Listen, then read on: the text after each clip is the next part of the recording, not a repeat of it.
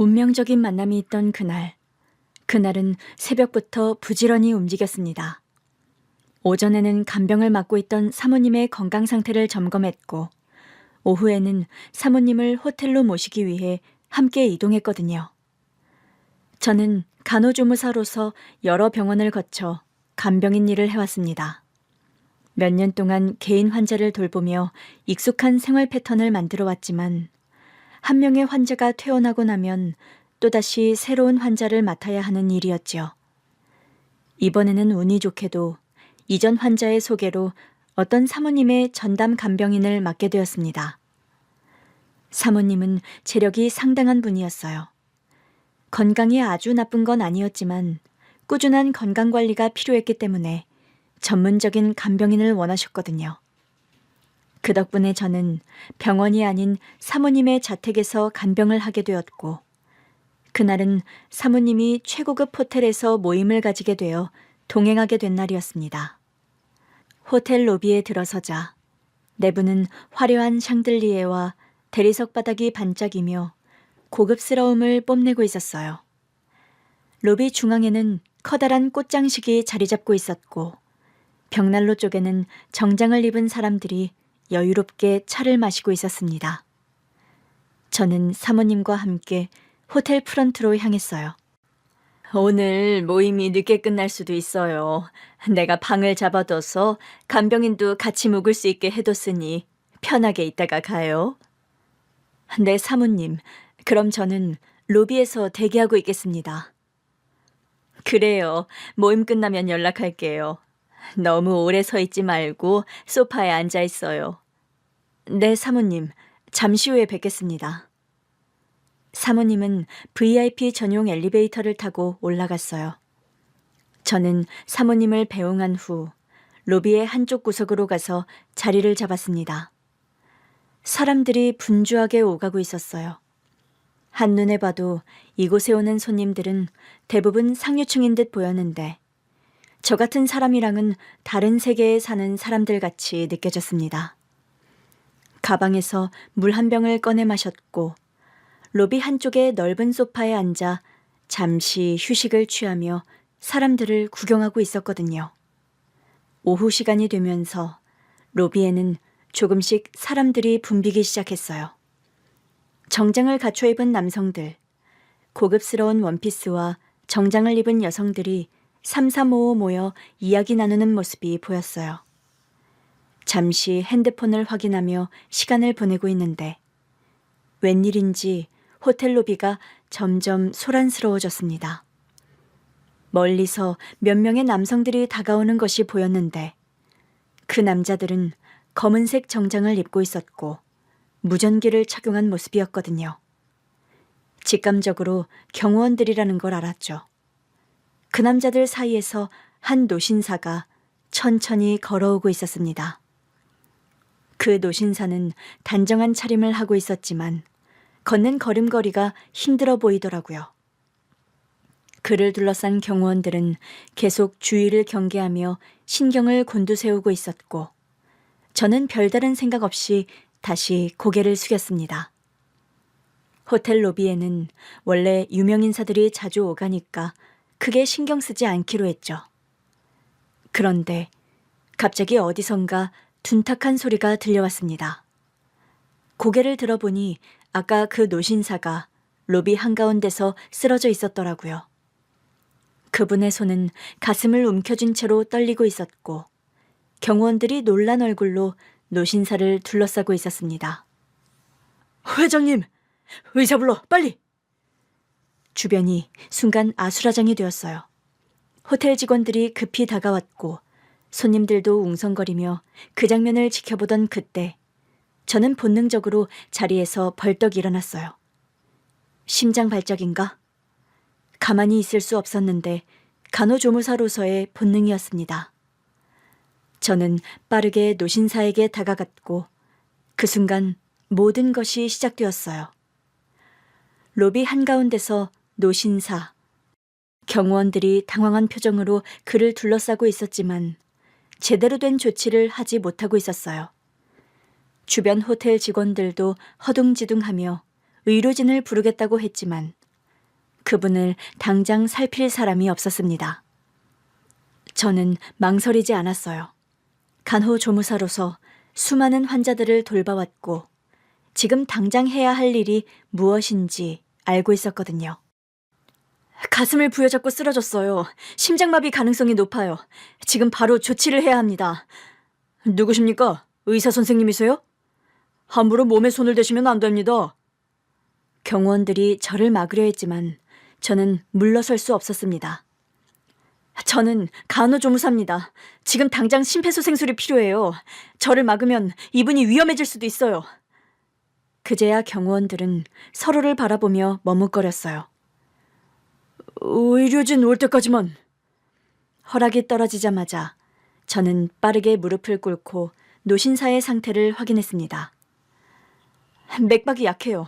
의식도 없고 호흡이 불규칙적이에요. 심장이 제대로 뛰지 않는다는 뜻이었어요. 저는 곧바로 노신사의 상의를 살짝 풀어 호흡이 원활하도록 조치를 했어요. 그런데 그 순간 노신사의 손이 미세하게 떨리는 걸 느꼈습니다. 들리신다면 손가락을 움직여주세요. 하지만 노신사는 아무런 반응이 없었고 저는 곧바로 가슴 압박을 시작했어요. 하나, 둘, 셋, 넷. 정확한 속도로 가슴을 눌러 심장을 뛰게 하는 작업. 로비에 있던 사람들은 숨을 죽인 채 저를 지켜보고 있었습니다. 여기 심장 제세동기 가져왔습니다. 호텔 직원이 응급 비치되어 있던 심장 제세동기를 가져왔고 저는 바로 제세동기를 작동시켰습니다. 얼마나 지났을까? 갑자기 노신사가 세게 기침을 하며 가쁜 숨을 내뱉었습니다. 숨 쉬세요. 천천히, 깊게. 노신사는 거칠게 숨을 들이마셨고 저는 한 손으로 그의 등을 살짝 받쳐주며 호흡이 안정될 수 있도록 도왔습니다. 노신사가 정신을 차린 걸 본 경호원들이 급하게 다가왔어요. 회장님, 괜찮으십니까? 의료진이 오고 있습니다. 노신사는 여전히 숨을 가쁘게 몰아쉬고 있었어요. 하지만 그 순간 노신사의 시선이 저를 향했습니다. 희미하게 반쯤 뜬 그의 눈이 저를 똑바로 바라보고 있었거든요. 저는 그분의 호흡이 괜찮은지 살피기 위해 가까이 다가갔는데 노신사의 얼굴이 갑자기 경직되었습니다. 손이 미세하게 흔들렸고 입술이 파르르 떨리더라고요. 좀 더 안정을 취할 시간이 필요하다고 생각하던 그때 갑자기 그 노신사의 눈에서 눈물이 떨어졌습니다. 당황스럽더라고요. 괜찮으세요? 노신사는 말을 하지 못했지만 천천히 고개를 끄덕였습니다. 회장님, 왜 그러십니까? 안정된 거 아닌가요? 몸을 너무 떠시는 것 같은데요. 호흡 한번 다시 해보실게요. 하지만 노신사는 천천히 고개를 저었고 그분의 손이 제 손목을 향했습니다.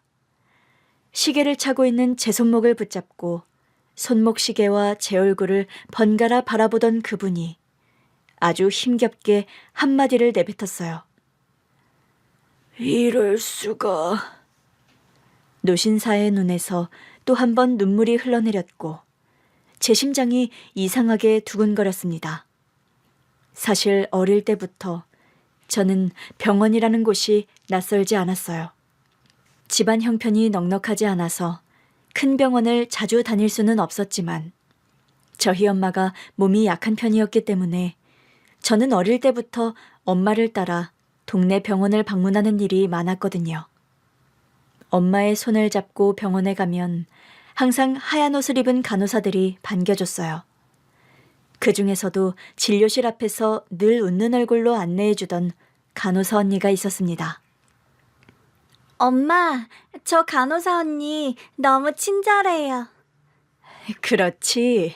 미선이도 나중에 크면 간호사가 되고 싶어? 응, 저도 저렇게 하얀 옷 입고 사람들 도와주고 싶어요. 엄마는 웃으며 제 머리를 쓰다듬었어요. 우리 미선이가 간호사가 되면 엄마도 좋겠다. 그렇게 저는 간호사가 되고 싶다는 꿈을 품게 되었어요. 하지만 현실은 쉽지 않았습니다. 아버지가 일찍 돌아가셨기 때문에 우리 집은 엄마 혼자 생계를 책임지고 있었거든요. 엄마는 새벽부터 밤까지 허리를 굽혀가며 작은 식당에서 일을 하셨어요. 그런 엄마를 보며 저는 어릴 때부터 조금이라도 도움이 되고 싶다는 생각을 했던 것 같아요. 초등학생 때부터 집안일을 도왔고 중학생이 되면서는 방과 후에 엄마 가게에서 서빙을 도와드렸는데 그때마다 엄마는 늘 이렇게 말씀하셨어요. 미선아, 너는 공부만 해. 엄마는 괜찮아. 하지만 저는 엄마가 힘들게 일하는 모습을 보면서 더 간절히 꿈을 키우게 되었습니다. 엄마처럼 몸이 아픈 사람들을 도와줄 수 있는 사람이 되고 싶다고요. 저는 고등학교에 입학한 뒤에도 여전히 방과 후에는 엄마가 운영하는 작은 식당을 도왔습니다.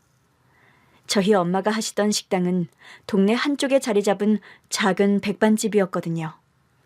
화려하진 않았지만 단골 손님들이 많았고 늘 따뜻한 밥 한 끼를 내어주는 곳이었어요. 엄마는 늘 힘들어하면서도 손님들에게 정성껏 음식을 내주었습니다. 미선아, 오늘은 반찬 좀 담아줄래? 네, 엄마. 저는 반찬을 그릇에 담는 일과 설거지를 했는데 맛있게 드시는 손님들을 보며 이곳이 우리 가족에게 얼마나 소중한 곳인지 매일 느끼고 있었습니다. 그런데 그날 모든 것이 변해버렸어요. 고등학교 2학년 여름방학. 그날도 저는 저녁까지 식당에서 엄마를 도와드리고 있었거든요. 손님들이 하나둘 떠나고 마감을 하려던 참이었는데 그때 갑자기 어디선가 타는 냄새가 풍겼습니다. 엄마, 무슨 냄새 안 나요? 그러게, 뭐가 타는 냄새 같은데? 순간 주방 쪽에서 펑 하는 소리가 났고 놀라서 고개를 돌린 순간 주방 안쪽에서 불길이 치솟는 것이 보였습니다. 엄마, 불이야! 뭐? 엄마는 황급히 소화기를 찾으려 했지만 불길은 이미 너무 빠르게 번지고 있었어요. 미선아, 어서 나가. 엄마는요? 빨리 나가서 사람들한테 도움 요청해. 저는 재빨리 밖으로 뛰쳐나가 근처 가게 사람들에게 도움을 요청했어요. 불이야! 불이 났어요! 주변 사람들이 바로 119에 신고했고 소방차가 출동했어요. 소방차가 오기 전 엄마가 수습을 하려 했지만 불길이 너무 순식간에 번졌고 엄마도 식당을 빠져나오셨거든요. 그날 다행히도 다친 사람은 없었습니다. 식당 마감 후라 손님이 아무도 안 계시던 게 얼마나 다행인지요. 하지만 식당은 완전히 불에 타 무너져 내렸습니다. 엄마는 바닥에 주저앉아 눈앞에 잿더미를 보며 말을 잇지 못했어요. 이제 어떡하지? 엄마. 아빠가 돌아가신 뒤 그나마 우리 모녀가 생계를 이어가던 유일한 수단이었던 식당이 한순간에 사라져버렸고 엄마는 한동안 충격에서 벗어나지 못했습니다. 하지만 현실은 냉혹했어요. 화재보험을 들어둔 덕에 얼마간의 보험금을 수령했지만 다시 식당을 열기에는 턱없이 부족한 돈이었습니다. 식당이 없어진 뒤로 집세와 생활비를 벌어야 했고 엄마는 다른 식당에서 아르바이트라도 하겠다며 여기저기 발을 동동 굴렀습니다. 그때 저는 결심했어요. 나 고등학교 졸업하고 바로 취업할 수 있게 할게요. 간호조무사 자격증을 따서 빨리 일을 시작하려고요. 미선아, 너 간호사 되는 게 꿈이었잖아. 간호대학에 가는 게 우리 미선이 꿈이었는데. 엄마, 괜찮아. 간호사는 아니지만 비슷하게 환자들을 보살필 수 있는 일이 있잖아요. 나 꼭 간호조무사가 되고 싶어. 그리고 지금 우리 집 상황에서는 내가 빨리 돈을 버는 게 필요한 것 같아. 간호대학에 대한 꿈을 접고 간호조무사가 되겠다고 말씀을 드린 날, 엄마는 끝내 눈물을 흘렸습니다. 미안하다, 미선아. 이렇게 널 힘들게 해서.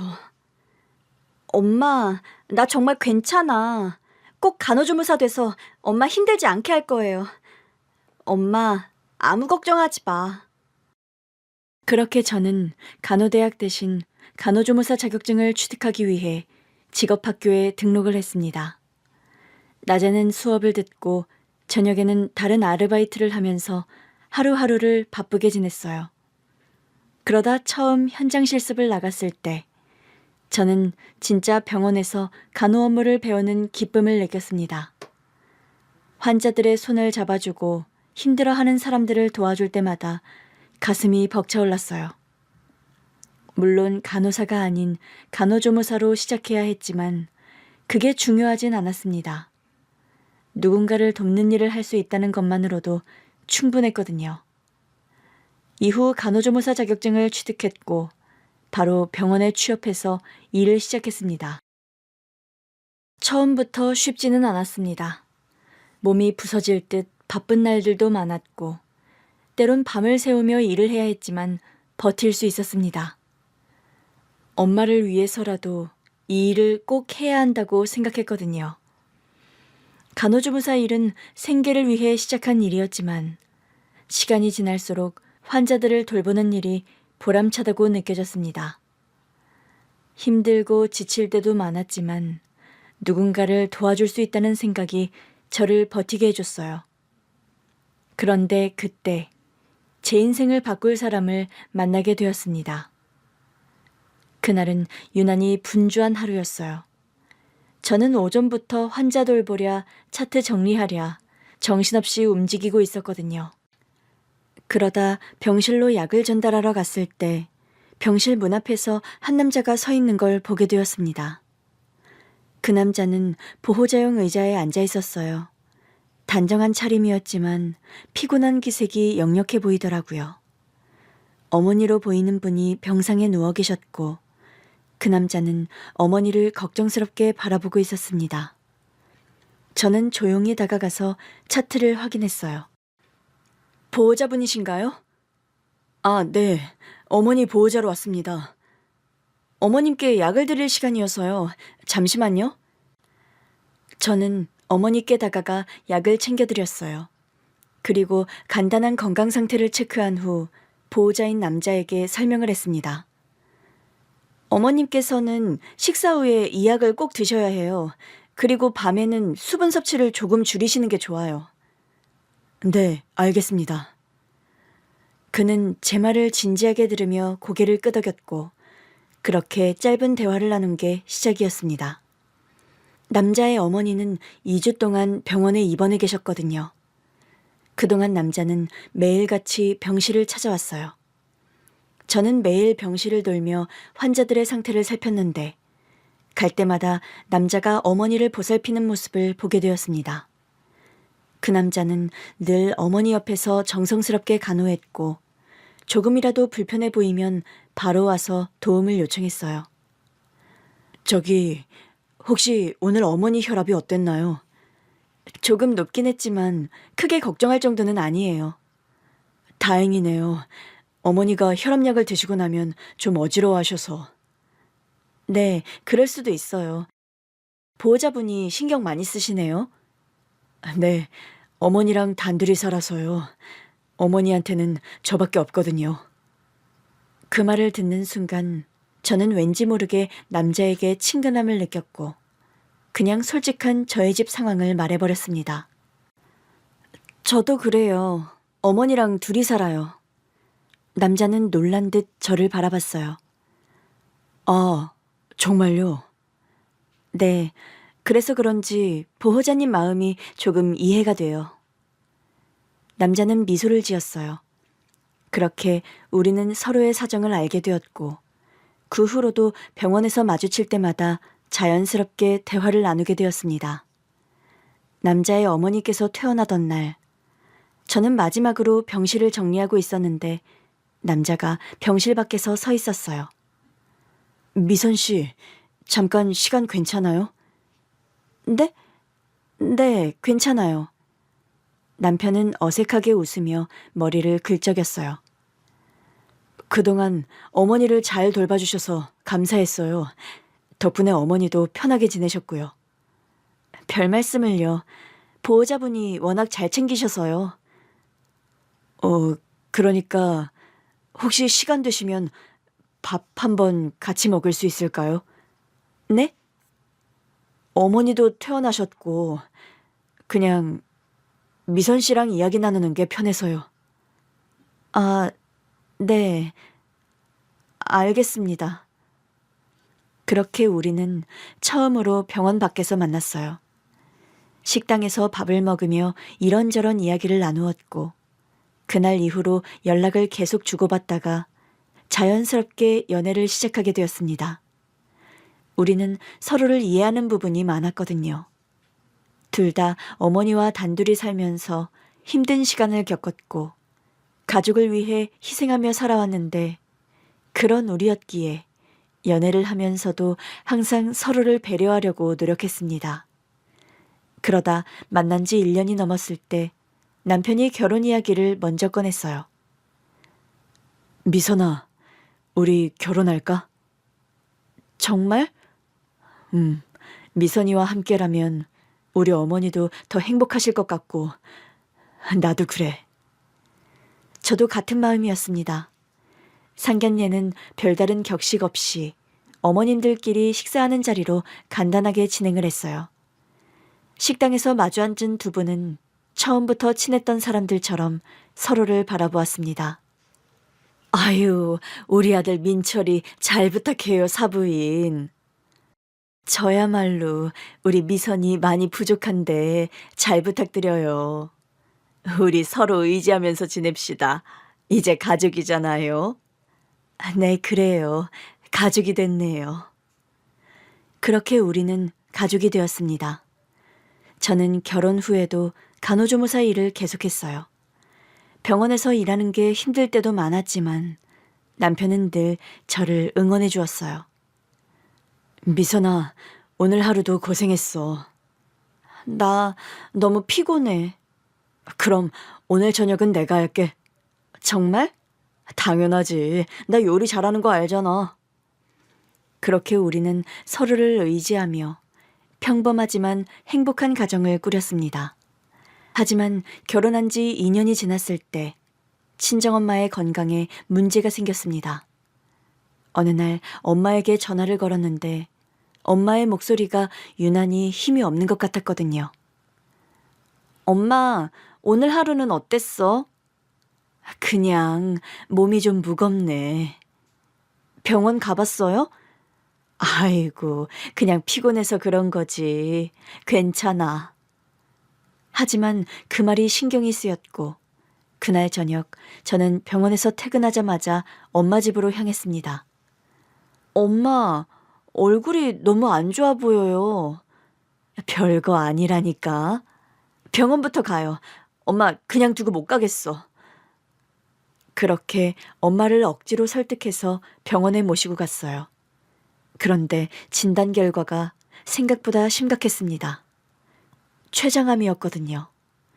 췌장암은 초기 증상이 미미해서 조기 발견이 어려운 암 중에 하나였죠. 그 사실을 알게 됐을 때 저는 엄청난 죄책감을 느꼈습니다. 왜 더 일찍 발견하지 못했을까? 내가 더 신경 써야 했는데, 내가 더 챙겼어야 했는데. 간호조무사 일을 하며 환자들 상태를 세심하게 살폈지만 엄마 몸이 안 좋은 걸 몰랐던 거였어요. 지금 당장 치료를 시작해도 장담할 수 없습니다. 의사 선생님의 말을 듣는 순간 숨이 턱 막히더라고요. 엄마. 엄마는 저를 바라보며 조용히 웃었습니다. 미선아, 너무 걱정하지 마. 나는 괜찮아. 그날부터 저는 간호조무사로 일하는 시간 외에는 엄마를 간병하는데 모든 시간을 보냈습니다. 병원에서 일하는 시간 외에는 엄마 곁에서 간병을 했거든요. 남편과 시어머니는 그런 저를 이해해 주었어요. 여보, 장모님 곁에 있어줘. 여기는 내가 다 챙길 테니까. 그래, 사부인께서 얼마나 마음이 힘드시겠니. 네가 곁에 있어드려야지. 그렇게 몇 달 동안 저는 엄마의 곁을 지켰지만 엄마의 병세는 점점 악화되었고 결국 그해 겨울 엄마는 제 손을 꼭 잡은 채 세상을 떠나셨습니다. 엄마의 장례식장에서 저는 아무 말도 할 수 없었어요. 눈물이 멈추지 않았거든요. 여보, 울어도 돼. 참지 마. 나 이제 어떡해? 우리 엄마 불쌍해서 어떡해? 저희 엄마는 떠나기 전 저를 바라보며 마지막 말을 남기셨거든요. 미선아, 이제는 네 행복을 생각해야 해.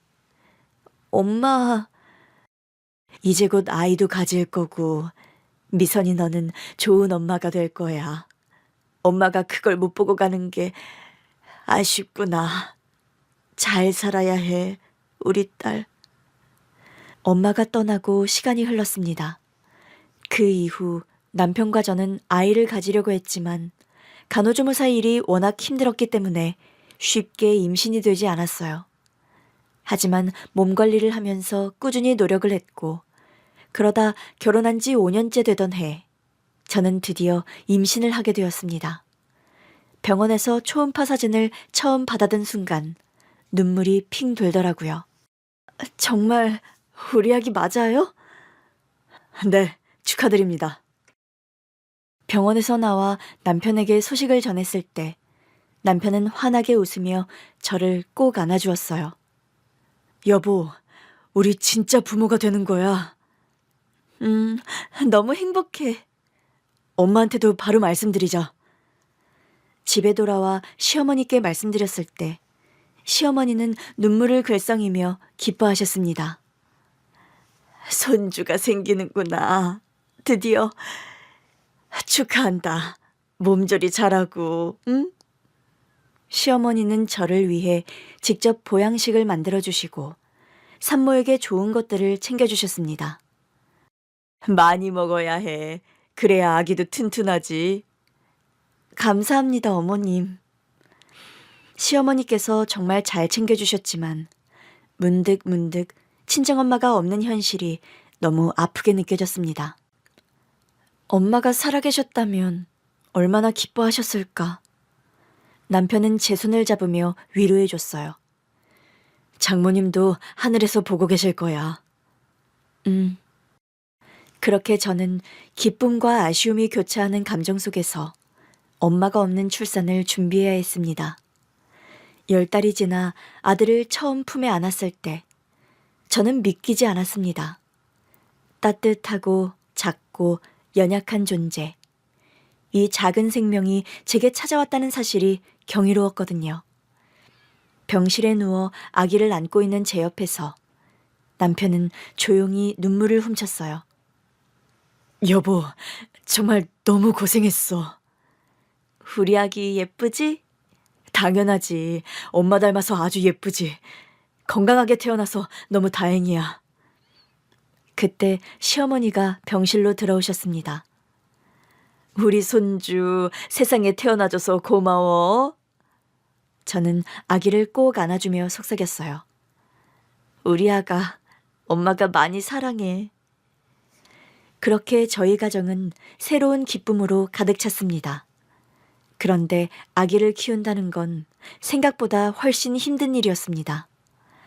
저 역시도 엄마가 처음인지라 초반에 아주 애를 먹었거든요. 밤마다 아기가 깨고 울고 젖을 먹이고 기저귀를 갈고 정말 하루하루가 어떻게 지나가는지 모르겠더라고요. 하지만 남편이 적극적으로 육아에 참여하며 함께해 주었습니다. 여보, 오늘은 내가 아기 목욕시키고 재울게. 괜찮아요. 회사 다녀오느라 피곤할 텐데. 아니야, 나도 아빠니까 해야지. 남편은 서툴지만 열심히 육아를 도왔고 시어머니도 자주 집에 오셔서 손주를 돌봐주며 저를 도와주었습니다. 동현이 엄마야, 좀 쉬어라. 내가 잠깐 안고 있을 테니까. 어머님, 괜찮아요. 얼른 가서 눈 붙여. 새벽에도 못 잤을 거 아니야. 어머님, 너무 감사합니다. 그럼 저 잠깐만 눈 좀 붙일게요. 아들이 태어난 후 저는 일을 그만둔 뒤 육아에 전념하며 바쁘지만 행복한 나날을 보냈습니다. 신생아 때는 이 조그만 아기가 언제 커서 걷고 뛰려나 했는데 시간이 빠르게 흐르더라고요.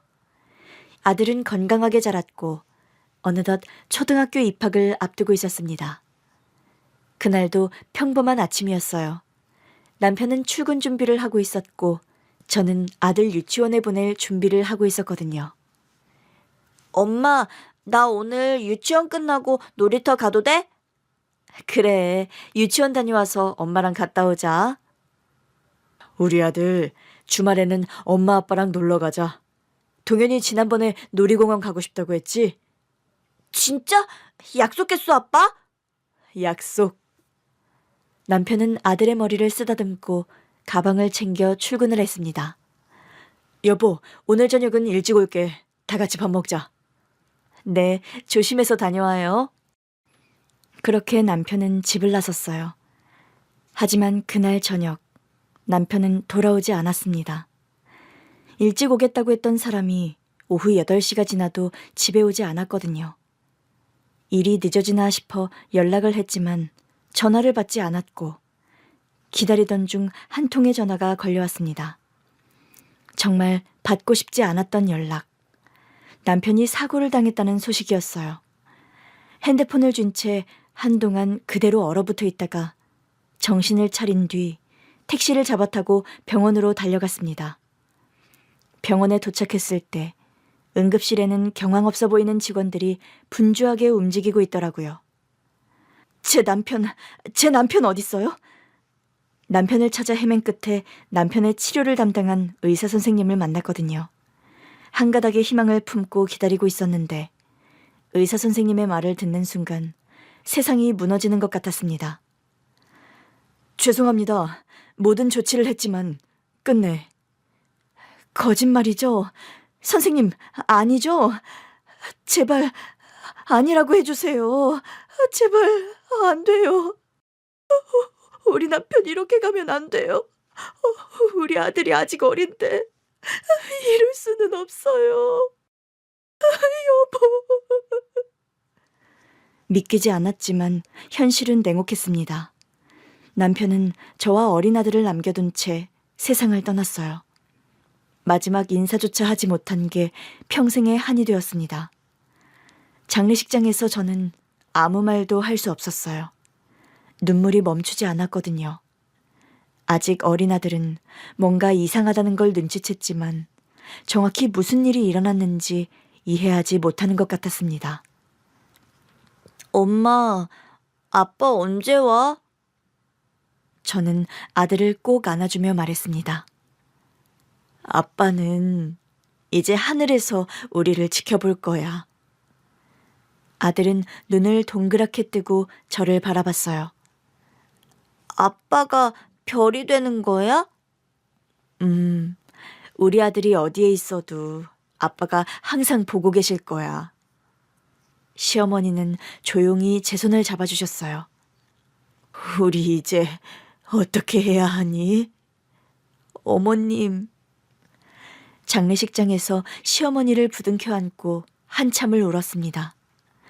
남편의 빈자리는 너무나 크게 느껴졌어요. 저는 남편을, 아들은 아빠를, 그리고 시어머니는 아들을 잃은 거였어요. 그렇게 남편이 떠난 후 저는 2가지 선택을 해야 했습니다. 홀로 아들을 키울 것인가, 아니면 시어머니를 모시고 함께 살 것인가. 고민을 했지만 그 선택은 어렵지 않았습니다. 시어머니를 외면할 수 없었거든요. 어머님, 저희랑 같이 사세요. 예, 너 그거 함부로 쉽게 생각할 일 아니다.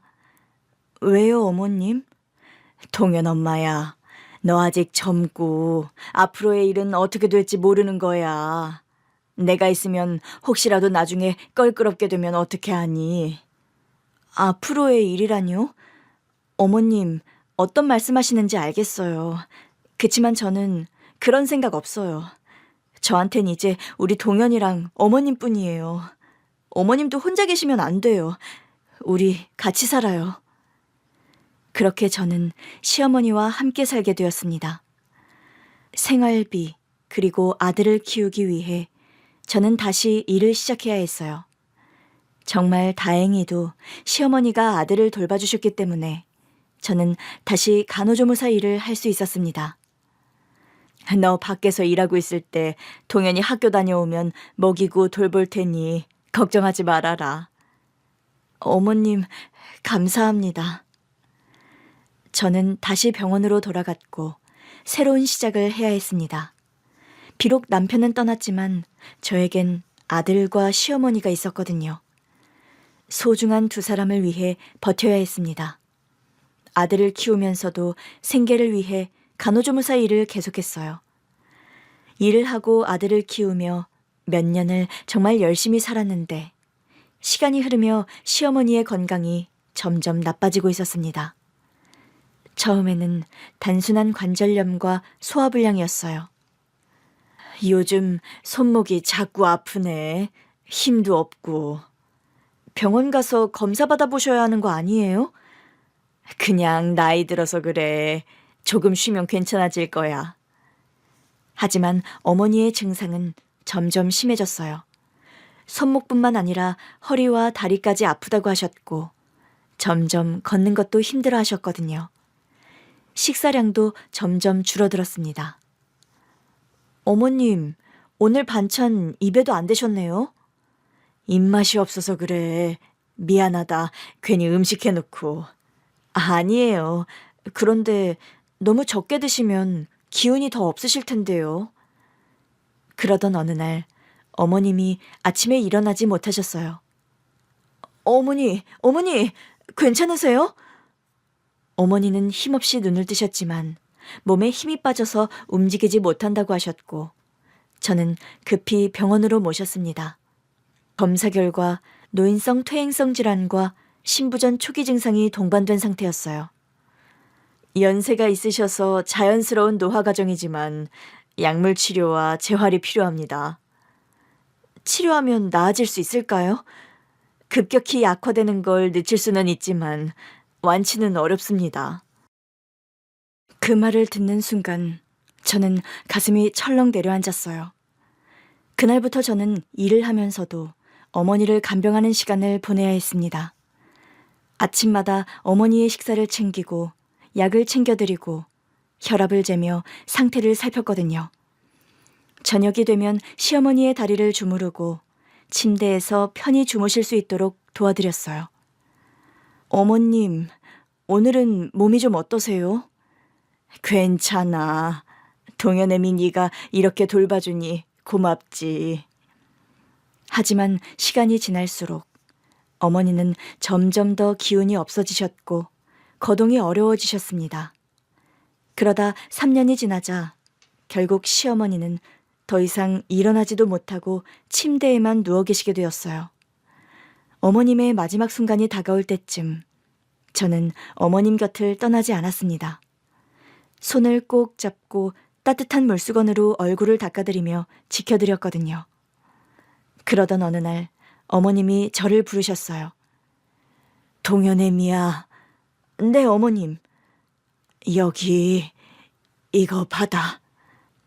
시어머님께서는 손을 떨며 오래된 명품 시계 하나를 건네셨는데 저는 놀라서 시계를 바라보았습니다. 어머님, 이게 뭐예요? 이 시계 말이다. 이게 민철이 친아빠 거야. 저는 순간 숨이 멎을 것 같았어요. 남편의 친아버지? 오래전에 돌아가셨다고 들었고 별다른 이야기를 들은 게 없었거든요. 민철이 친아빠를 찾아.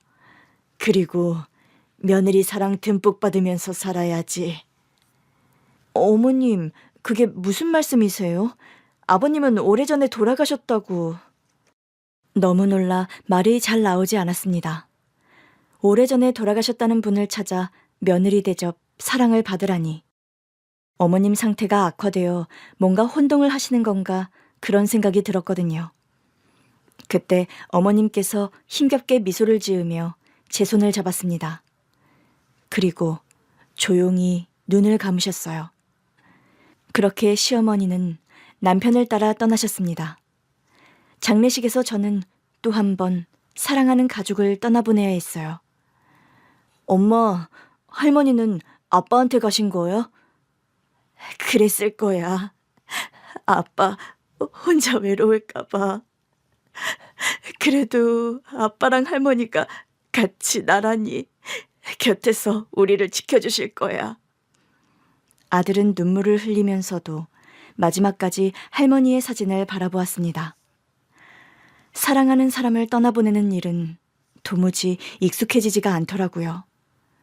왜 언제나 그 사람들을 떠나보내는 것은 나여야 하는지. 친정엄마와 남편, 시어머니를 생각하니 정말 한순간 그냥 나도 다 그만두고 떠나고 싶다는 몹쓸 생각이 들었지만 그럴 수가 없었습니다.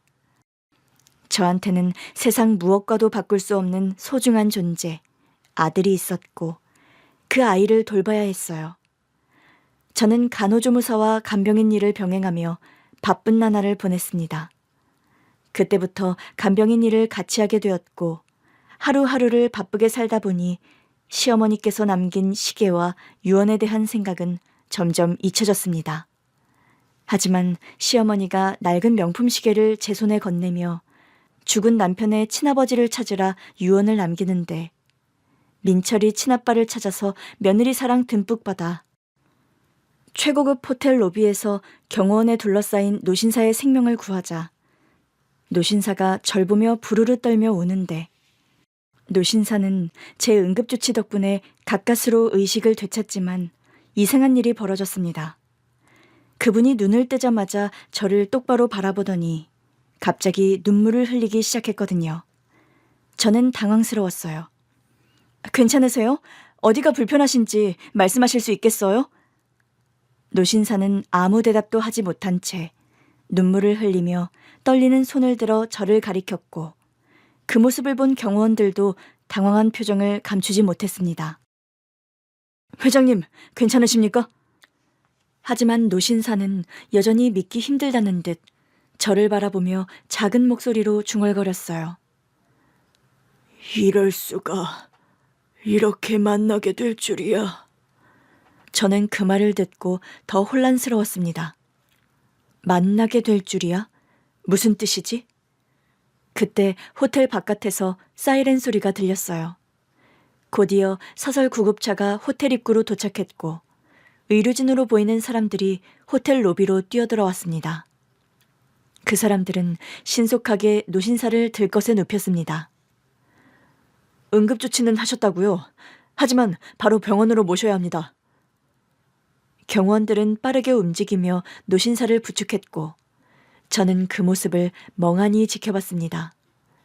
그런데 노신사는 구급차에 실려가기 직전 저를 향해 손을 내밀었어요. 꼭 병문안을 와주오. 네? 내가 당신에게 할 이야기가 있어. 그 순간 저는 심장이 덜컥 내려앉는 기분이었어요. 왜 꼭 와달라고 하시는 걸까? 하지만 질문을 할 수 있는 상황이 아니었습니다. 노신사는 경호원을 불러 뭔가를 지시했고 경호원은 저에게 명함을 주며 노신사분이 어떤 병원으로 이송되는지 알려주었습니다. 이 번호로 연락하시면 안내해드리겠습니다. 꼭 병문안을 와달라고 말씀하셨으니까 잊지 말고 연락주세요. 저는 경호원이 건네준 명함을 손에 쥔 채 그저 노신사가 무사히 병원으로 가기를 바라며 발걸음을 돌렸습니다. 그리고 며칠 뒤 저는 결국 병원으로 향하게 되었어요. 노신사가 입원한 병원은 고급스러운 VIP 병동이었습니다. 병실 문을 열고 들어가자 창가 쪽에 앉아있던 노신사가 저를 바라보며 조용히 미소를 지었어요. 와주었군요. 네, 그날 하신 말씀이 계속 마음에 걸려서요. 노신사는 저를 손짓으로 가까이 불렀습니다. 가까이 와서 앉으세요. 저는 조심스럽게 침대 옆 의자에 앉았어요. 그날 저를 보고 왜 그렇게 놀라셨나요? 노신사는 저를 뚫어지게 바라보더니 말씀을 하셨습니다. 당신이 이미선 씨지요? 어떻게, 제 이름을 어떻게 아세요? 노신사는 깊은 한숨을 내쉬며 눈을 감았다가 뜬 뒤 조용히 폭탄 같은 한마디를 던졌습니다. 나는 당신의 남편 박민철의 친아버지요. 순간 머릿속이 하얘졌어요. 지금 무슨 말씀을 하시는 거예요? 내가 민철이의 친아버지요. 저는 도저히 믿을 수 없었어요. 이분이 남편의 친아버지라고? 그럼 시어머니가 남긴 시계와 유언. 저는 숨을 크게 들이쉬며 떨리는 목소리로 물었습니다. 정말 제 남편 박민철의 친아버지가 맞으세요? 그런데 제 남편은 이미... 노신사는 조용히 고개를 끄덕였어요. 그래요. 다 알고 있습니다. 내가 많이 늦었지요. 미안합니다. 그 말을 듣는 순간 저는 더 이상 아무 말도 할 수 없었습니다. 이건 우연이 아니었어요. 도저히 믿기지 않았어요. 하지만 어머니가 돌아가시기 전 제게 주신 낡은 명품 시계, 그리고 마지막으로 남기셨던 말씀. 민철이 친아빠를 찾아 며느리 사랑 듬뿍 받으면서 살아야지. 모든 것이 연결되는 듯한 느낌이 들었습니다. 저는 숨을 고르며 침대에 누워있는 노신사를 바라봤어요. 어떻게 된 일인지 설명해 주시겠어요? 노신사는 조용히 한숨을 내쉬며 창밖을 바라보았어요. 그래요. 이제는 모든 걸 말할 때가 된 것 같소. 그의 목소리에는 어떤 깊은 후회와 아픔이 배어 있었습니다. 아주 오래전 일이요. 나는 젊은 시절 한 여자를 사랑했소. 그녀는 참 따뜻한 사람이었소. 나와 다른 환경에서 자랐지만 늘 환하게 웃으며 내 곁에 있었지. 하지만 내 집안에서는 그 사랑을 인정하지 않았소. 왜 그랬나요?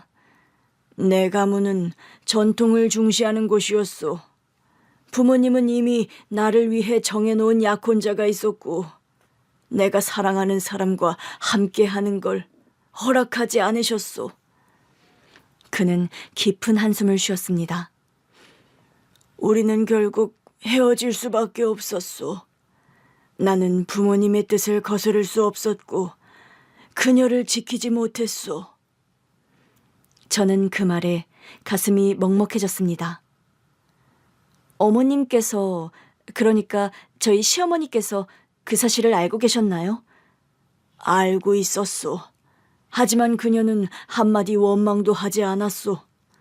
그녀가 떠나기 전 나는 그녀에게 내가 아끼던 시계를 선물했는데 그때 나는 미처 몰랐소. 그 시계가 그녀가 나를 기억하는 마지막 증표가 될 줄은. 나는 그녀와 헤어진 뒤 부모님의 뜻에 따라 정해진 결혼을 했소. 그는 한동안 말을 잇지 못했고 저는 손목에 차고 있던 시계를 바라보았습니다. 생각해보니 그날 노신사분이 쓰러져서 응급조치를 하던 그때도 어머님의 유품인 이 시계를 하고 있었네요. 그분 역시도 한동안 그 시계를 바라보다 말씀을 이어하셨습니다. 그리고 사업에 몰두하며 살았소. 그것만이 내가 살 수 있는 길이라고 생각했거든. 그러던 어느 날 아주 우연히 그녀가 아들을 키우고 있다는 소식을 들었소. 그게 남편이었군요. 그래요. 하지만 나는 확인할 길이 없었소. 그때는 이미 시간이 너무 많이 흘러버렸고 내가 그 아이의 아버지라는 증거도 없었으니까. 그리고 나는 이미 가정을 이루고 있었기 때문에. 그래서 아무것도 하지 않으신 건가요? 노신사는 쓴웃음을 지었습니다. 그게 내 인생 가장 큰 실수였소. 세월이 흐르고 나는 점점 후회가 커졌소. 나는 그 아이를 한 번이라도 보고 싶었소. 염치가 없지만, 내가 그 애들 만날 자격은 없지만, 그래도 내 아들이 맞다면 내 잘못을 사과하고 싶었거든. 그래서 남편을 찾으셨나요? 노신사는 힘겹게 고개를 끄덕였습니다. 찾았지. 사람을 시켜 찾았는데 내가 그들을 찾았을 때는 이미 늦었소. 그녀도 그리고 내 아들도 이 세상 사람이 아니었거든. 저는 숨이 멎을 것 같았어요.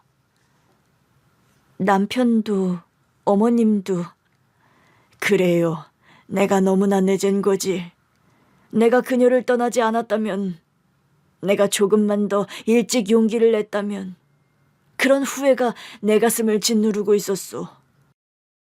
한참 동안 침묵이 흘렀는데 차마 뭐라고 말해야 할지 몰랐습니다. 그러다 시계를 풀어 그분에게 보여드렸습니다. 저희 어머님께서는 돌아가시기 전 제게 이 시계를 주셨어요. 노신사는 두 손으로 그 시계를 가져가서 조심스럽게 손끝으로 시계를 어루만졌어요. 이 시계, 내가 그녀에게 줬던 거요. 그분은 시계를 꼭 쥐고 마치 지난 시간 속으로 돌아가고 싶다는 듯 떨리는 목소리로 말씀하셨습니다. 그녀가 이걸 끝까지 가지고 있었군요. 저희 어머님께서는 마지막 순간까지도 이 시계를 간직하고 계셨어요. 그분은 눈을 지그시 감은 채 한동안 말이 없다가 조용히 속삭였습니다. 나는 너무 많은 걸 잃어버렸구나. 저는 그 모습에서 평생을 후회 속에 살아온 한 남자의 깊은 상처를 보았습니다. 그분은 후회하고 있었어요. 너무 늦게 찾았다는 걸, 이제는 돌이킬 수 없다는 걸. 시계를 어루만지는 그 손은 마치 잃어버린 시간을 붙잡으려는 듯 조심스럽고도 애틋한 손길이었습니다. 이 시계를 그녀가 끝까지 가지고 있었다니. 그분은 손을 떨며 시계를 가슴에 품었습니다. 내가 너무 늦었지만 이제라도 당신을 만날 수 있어서 다행이요. 저는 아무 말도 하지 못했어요. 머릿속이 복잡했고 이 상황이 아직도 믿기지 않았거든요. 이분이 정말 남편의 친아버지, 그리고 제 아들의 친할아버지? 노신사는 지그시 나이가 든 뒤에 아들과 어머님을 찾으려 했지만 그때는 이미 두 사람 모두 세상을 떠난 뒤였고 남겨진 흔적을 더듬어가는 과정에서 제가 남편의 아내였다는 사실을 알게 되었다고 했습니다. 나는 내 아들을 직접 보지도 못했소. 아버지로서 아무것도 해주지 못했소. 하지만 이제라도 당신과 손자를 위해 내 남은 삶을 바치고 싶소. 그 말에 숨이 멎을 것 같았습니다. 그게 무슨 말씀이세요? 나는 당신, 그러니까 내 며느리와 손자를 보살펴주고 싶소. 그것을 허락해 주겠소. 그 말을 들은 뒤 저는 생각이 많아졌습니다. 지금까지 혼자서 살아왔잖아. 그리고 이분은 어머님을 떠난 후 한 번도 찾아오지 않았는데 이제 와서? 솔직히 원망스러운 마음이었거든요. 평생 아빠의 존재를 모른 채 살았을 남편을 생각하니 마음이 아팠습니다. 저는 지금까지 제 힘으로 살아왔어요. 알고 있소. 혼자 힘으로 아들을 키우고 일을 하면서 버텨왔어요. 남편이 먼저 떠났고 그 이후 어머님을 모시며 어머님 떠날 때까지 곁을 지켰고 아들을 키우고 있어요. 그런데 갑자기 나타나서 도와주겠다고 하시니까 솔직히 혼란스럽네요. 충분히 이해하오.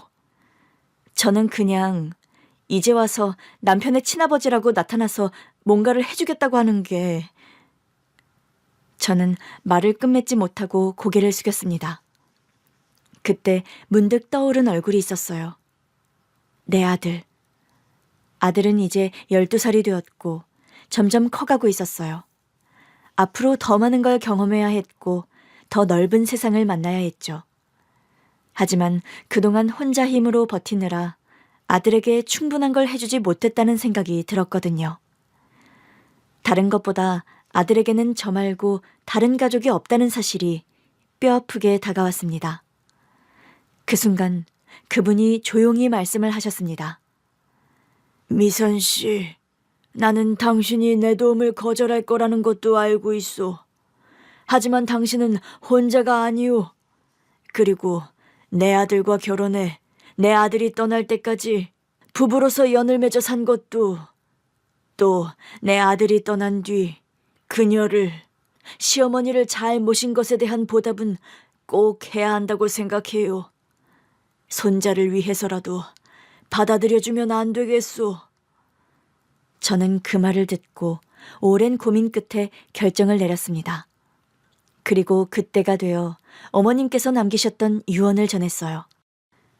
사실 어머님이 떠나시기 전 이 시계를 주시며 유언을 남기셨어요. 남편의 친아버지를 찾아 며느리 사랑을 듬뿍 받으라고요. 저는 시아버님이 오래전 돌아가셨다고 알고 있어서 어머님께서 남기신 말씀이 무슨 뜻인지 그 당시 이해를 하지 못했습니다. 하지만 한 가지 약속해 주세요. 말해보시오. 제 아들에게 할아버지로서 최선을 다해 주세요. 노신사는 그 말을 듣고 눈가를 붉혔습니다. 물론이요. 내가 가진 모든 걸 손자를 위해 아끼지 않을 것이오. 그날 이후 노신사는 저와 아들을 위해 많은 지원을 해주었습니다. 그분은 더 이상 후회를 남기고 싶지 않다고 했어요. 늦게나마 가족을 위해 할 수 있는 일을 하고 싶소. 저는 아직도 이 상황이 낯설게 느껴집니다. 하지만 어쩌면 이것이 운명일지도 모른다고 생각했어요. 어머니가 남긴 시계가 저를 이곳으로 이끌었고 저희 아들에게는 할아버지가 생겼거든요. 노신사, 시아버님은 아들과 많은 시간을 보내기 시작했습니다. 할아버지, 이거 봐요. 학교에서 상 받았어요. 그래, 우리 손주 정말 자랑스럽구나. 요즘 가끔 밤이 깊어질 때면 조용히 창밖을 바라보며 지난 시간을 떠올리곤 합니다. 남편과 시어머니가 제 곁에 있었던 시간들, 그리고 어머님의 마지막 유언. 그때는 그 말이 어떤 의미인지 제대로 이해하지 못했어요. 하지만 지금 와서 돌이켜보면 그 유언이 제 삶을 바꾸는 기적의 시작이었던 것 같습니다. 남편을 떠나보내고 시어머니까지 떠나보낸 후 저는 혼자 힘으로 아들을 키우며 살아가야 했으니까요. 일과 육아를 병행하며 힘겹게 버텼고 가끔은 너무 지쳐 눈물이 날 때도 있었습니다. 그런데 운명처럼 남편의 친아버지를 만나게 된 거였죠. 처음 그분이 도와주겠다고 했을 때 받아들이는 것이 망설여졌지만 생각해보면 시어머니가 남긴 시계와 유언이 결국 저를 그분께 이끌어준 것이었습니다. 저는 남편과 시어머니가 하늘에서 우리를 지켜보고 계신다고 믿고 있어요. 남편과 시어머니의 저를 향한 마지막 사랑이 결국 기적이 되어 제 삶을 변화시켰다고요. 저는 아들과 함께 그리고 새롭게 찾아온 가족과 함께 감사하는 마음으로 살아가고 있습니다.